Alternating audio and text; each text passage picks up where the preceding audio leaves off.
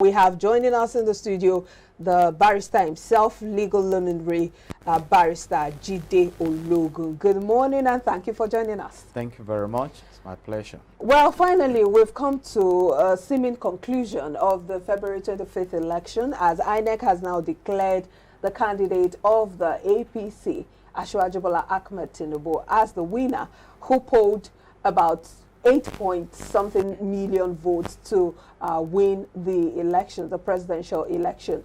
What are your thoughts on this? You know, like I've been saying, the INEC has been mandated by the Constitution to be the umpire.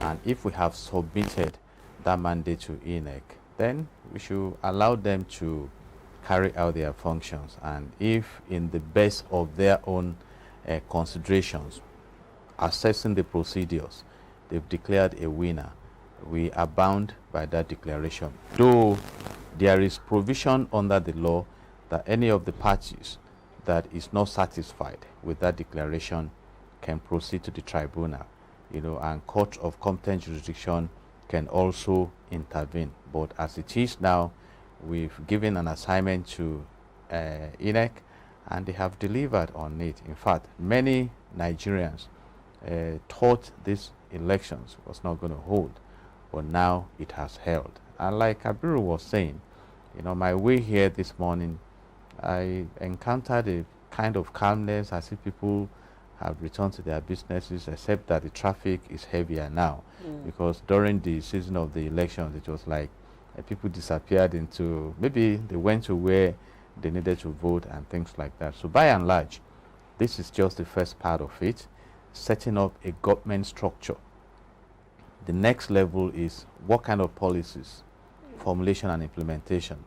How will our resources be managed?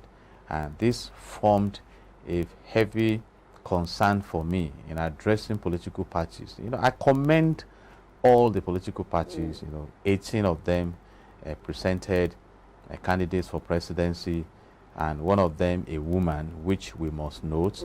And 4 of them became so prominent, and one of them brought a fresh force into the democratic process. Even from the results that started coming in, he did commendably well. So going forward, some of us expect that it won't be business as usual, because it's beginning to appear now, despite the perceived apathy, that more citizens are interested in coming out to express themselves. So before we talk about governance and what this administration will look like, we have to talk about all of the aggrieved parties. Those, for instance, the APC, the PDP, the ADC, and the Labour Party had earlier said they no longer believed in the process and that they were going to address this in the court of law. And also we had the former president, Olusegun Obasanjo, asking INEC to cancel the elections and conduct a fresh election in different areas where there were,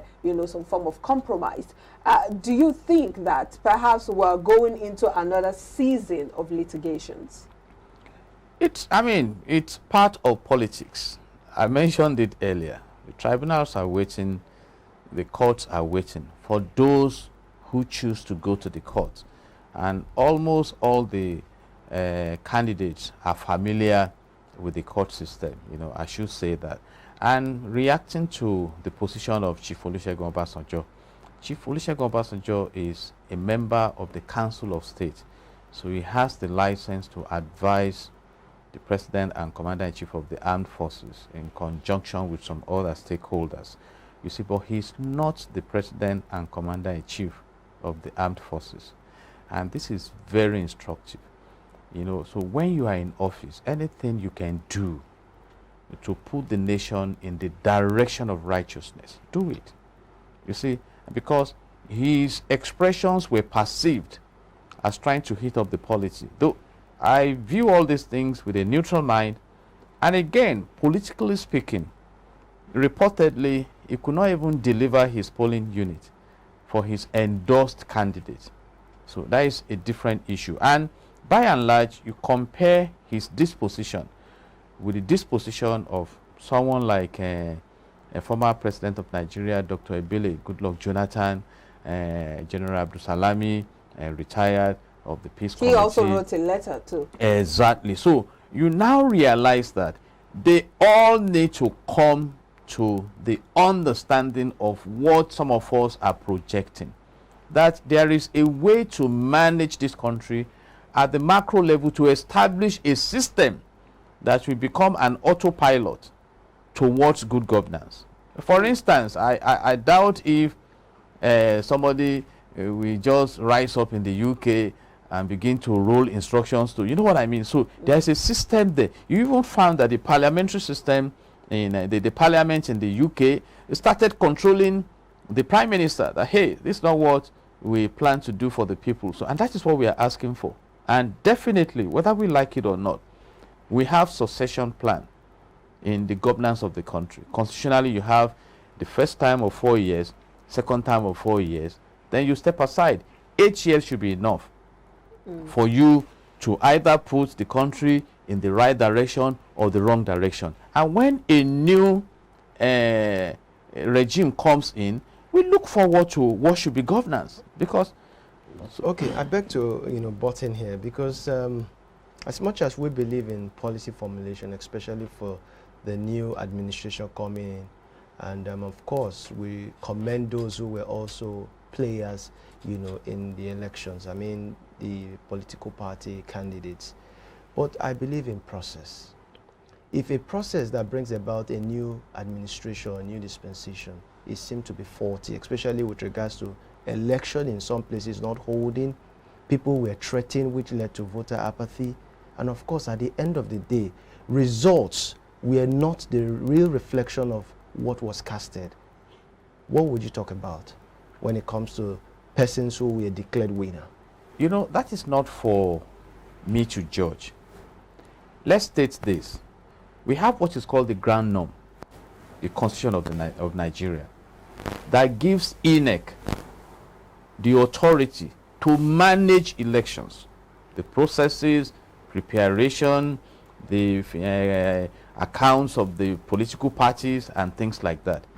And all the candidates submitted to INEC. All right? And that means a level of performance is expected from INEC.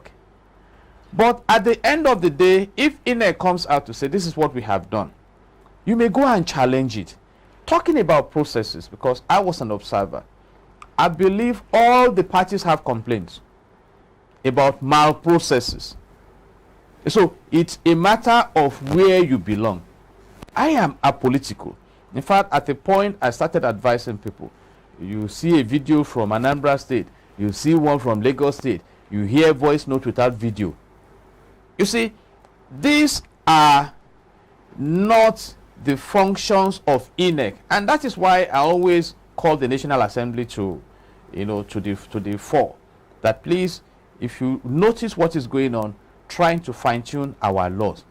It is not the responsibility of INEC to now run and be sitting down with a video and things like that. We have given them an assignment to carry out, giving them the reasonable expectations. And don't forget, in my country, INEC assignment is just one of the several assignments. The money swap we are doing, the hitches are there all over. Different kinds of counter instructions and stuff like that. So we need to upscale our system. If, for instance, we make it so clear that on the election day, all polling units, there must be election, then we provide the facility that we ensure that we have those elections.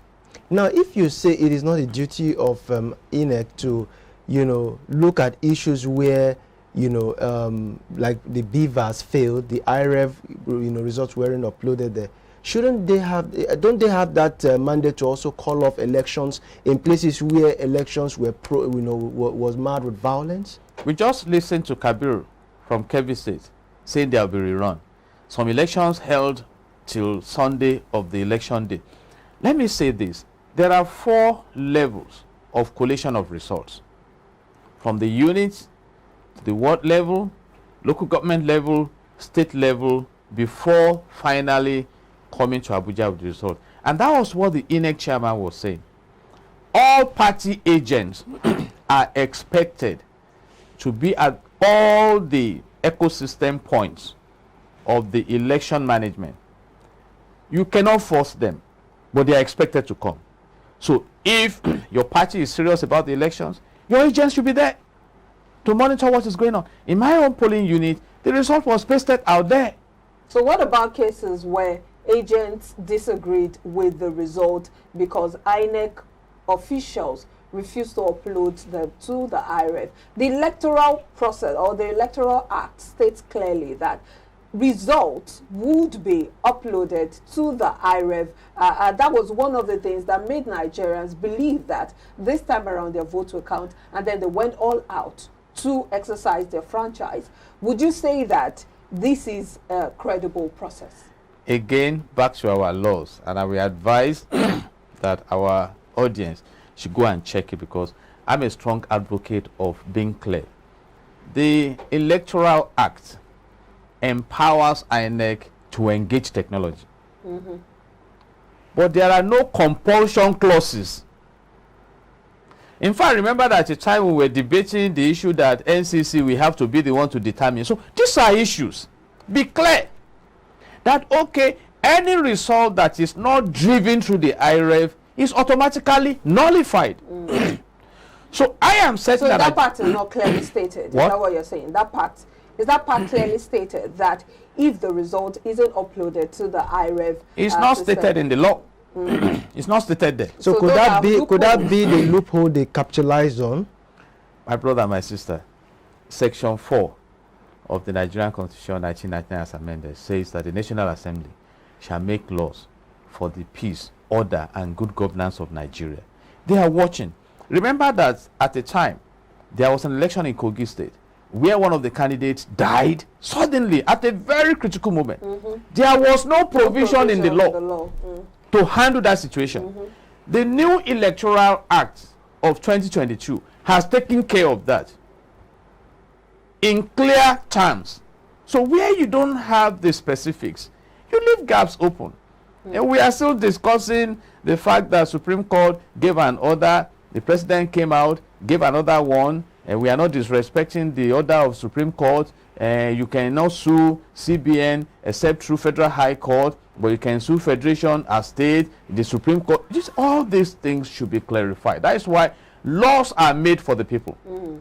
The society is dynamic. I doubt if there were specific laws about GSM 40 years ago. But today we have GSM. And the question we should be asking, because sometimes we even focus so much on president. There is just one president. There are 109 senators, 360 House of Reps members that are expected to make laws for us or amend our laws. Because laws should be the guiding compass. And these are issues in our nation. You know, These are before the issues. elections, there were hopes, high hopes, that the turnout was going to be higher than any election ever held in Nigeria. And of course, from all the statistics we see out there, only about 25 million out of the 87.2 million collected PVCs were eventually able to vote, through the beavers. What does this say about all of the expectations and hopes and the sacrifices Nigerians had to make to go to the polls to cast their ballot? It's a reflection of our system. We discussed this. If you have your PVC and these beavers, this is the first time it was deployed at the general elections. It was engaged during the Edo State election and during the Osun State election. And INEC, did a mock engagement before these elections. But we have 36 states in the country. How many states did they do the mock trial for beavers? We are talking of electronics. When I went to the university to study law, because I went in through direct entry, 3 solid years. Then after that, 1 solid year in the Nigerian law school. To be a medical doctor, you know how many years you need to spend in the University School of Medicine and stuff like that. To handle beavers, we have trained ad hoc staff. You know what I mean? So we need, it's about system. Even though some don't have the knowledge of how to operate. In fact, some develop cold feet on the day of election and did not show up. So these are issues. So what I am saying is that can National Assembly sit down, give INEC more specific assignment that, okay, we have 4 years to conduct the next election. If you need to train your staff that, okay, this is what you will do, and if you need to engage those who will be at the polling units, whatever you need to do to ensure that the technology you are embracing, that you have your hands above deck in deploying them. Why not? Ad hoc. You know the meaning of ad hoc? Just temporary. Temporary. Like, it's like applying palliative measures to fundamental measures. And these are issues of our time. So we need to upscale. Look at the Naira swap. Fine, you've locked up my money in the bank. The other time I went to the bank, after an instruction came that pay 20,000, I was paid 3,000 naira. Will I slap the teller? Because they told us that is what they were giving. In fact, people were happy to receive that 3,000 naira. Now, I have the app on my phone. I will start transferring money. I get midway, it hangs. I think, was it yesterday or 2 days ago, I was in a big supermarket to shop. I paid with my card. My account was debited. The transaction, after about 1 hour, was aborted. I had to pay twice. I had to phone my bank manager that this is what I just encountered. So now, to process your NIN takes about 9 months. And that's what we are saying. Let's get serious in this country. If not, we just continue to complain. Indeed. Well, there's a part of Nigerians, or should I say a school of thought, that some Nigerians now believe that with all of these skirmishes and all of the malpractices that went on with this election, or should I say alleged malpractices, because of course some of them have to be investigated, that they are not encouraged to vote in the coming elections. We still have some elections to hold, for instance, on March 11. But before we delve into all of that, we'll take a breather, and then we'll be back to delve into further conversations on the development following the February 25th general elections. Stay with us.